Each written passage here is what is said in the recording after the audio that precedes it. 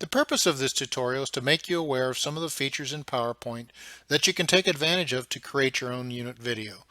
Hopefully you're not dreading the thought of creating your own video.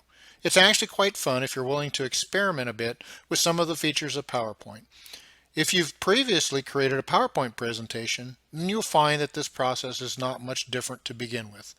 By adding a few new skills, you'll be an accomplished video author in no time. The objectives for this three-part tutorial are aimed at helping you produce a high-quality video for your unit. In part 1, you'll see an overview of video requirements.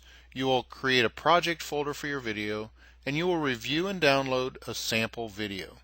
The sample video is intended to illustrate some of the video techniques rather than serving as a structured template for your video. In part 2, you will learn some animation techniques as well as how to create slide transitions. In part 3, you'll learn to insert a voiceover, set up the timing for each slide, and to save your project as a video file that can be uploaded to YouTube. If you follow the examples provided in these tutorials and do the prescribed homework, your summer video should be substantially completed prior to Video Workshop 2. We are always looking for ways to accelerate and enhance your learning, so let's take a look at your homework assignment.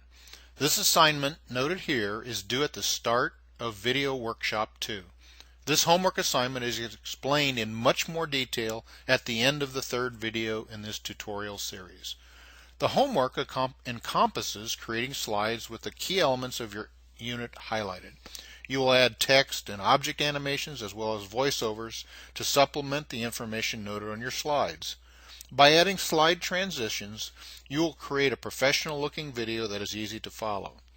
Once you've created your slides, you will save it as an MPEG-4 video format. This will allow you to import it into Windows Movie Maker during Video Workshop 2, where you'll include a music track and add some finishing touches. If you already know how to do everything noted here, you might go straight to the end of the third video in this series where the homework is outlined in more detail. The homework is also posted on the wiki in the Video Workshop page. If you're somewhat of a video creation novice, we've structured the videos so you can build your video as you go. Don't be afraid to be creative and think outside the box so your video becomes a marketing tool for your unit. Most teachers start out as novices and are able to create professional looking videos by the end of their video training.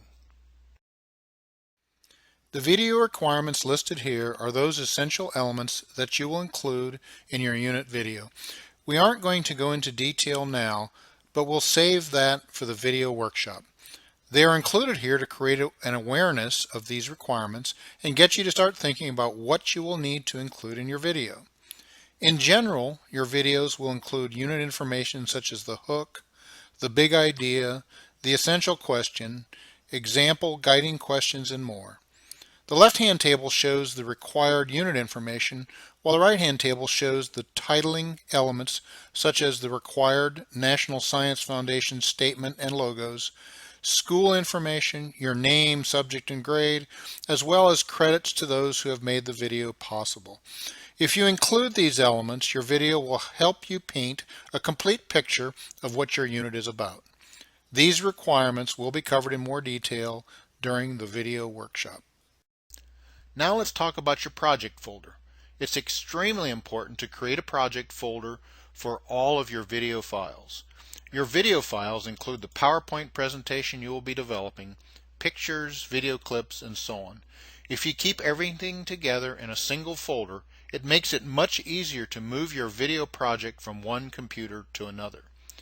You should now create a folder in the Documents folder and label it Unit 1 Video Project or something similar so that you can easily identify it.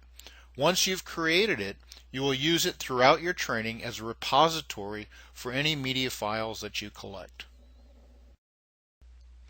In order to illustrate some of the features of PowerPoint, a video produced by Lakeisha Edmondson will be used. Lakeisha, a member of Cohort 3, teaches algebra at Withrow High School, and though it's not apparent from the video, Lakeisha was a relative novice to video production prior to last summer's video workshop. You can view her video by typing the link noted on this page into Google Chrome. When you reach your page, click on the video to play it. As you watch, note some of the animation and slide transitions used to reinforce the video message. This video was chosen due to Lakeisha's use of a variety of PowerPoint features. As noted earlier, use these features to build your video, but feel free to add your own creativity to your own video. The last requirement in this video is to download the PowerPoint presentation Lakeisha created to generate her video. This presentation will serve as a reference as you watch the remaining tutorials. To download the PowerPoint document, type the URL noted here into Google Chrome to navigate to the Google Drive document. Then click on the download arrow to download it to your computer. Copy the file from the Downloads folder to the Unit 1 Video Project folder you created earlier and keep it handy for later reference. This concludes part 1 of this video series. When you're ready, proceed to part 2.